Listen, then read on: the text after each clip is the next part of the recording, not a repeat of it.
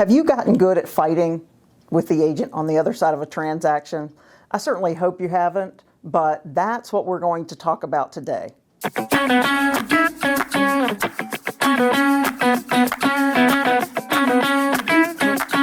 Hey everyone, this is Ann Rudd. Wanted to talk to you about getting along with each other in a transaction. I just finished up a closing with a very nice listing agent who had a very difficult job. So I thought I'd share that with you and how it worked out for my clients for us to get along.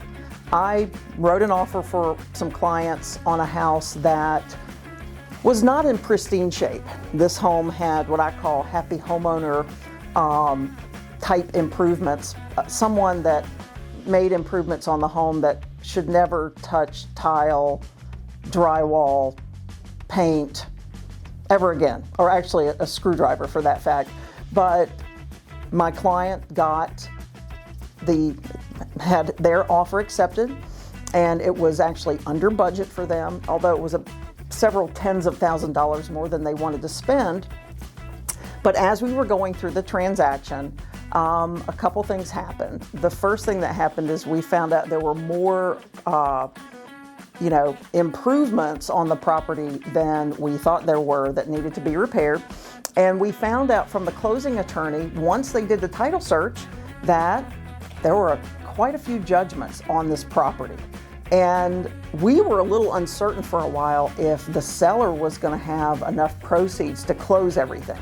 Now it turned out this seller did, but this seller was being very tough on her agent because she wanted this agent to reduce her commission. She was just looking at that agent's paycheck. And as it turned out, I did not pick up the phone and chew out an agent for undisclosed issues with liens and that sort of thing, because at that point there was a cloudy title on that property. What I did do is call her and say, hey, I'm kind of guessing you didn't know any of this. And she was flabbergasted. She did not know. And I know this agent well enough to know that she did ask those kinds of questions when she went to list the property. And I felt just kind of the dealings that I've had, I did meet the seller. I kind of felt like the seller may not have been super honest with her agent. So instead of chewing her butt off, like so many of us would have, and jumping to conclusions, I said, look, I know this is really tough. Let's just get through this. And I asked her, are there enough proceeds to close this house? The seller had already moved out. I knew that, as long as there were enough proceeds to close it, that it was going to happen. There were.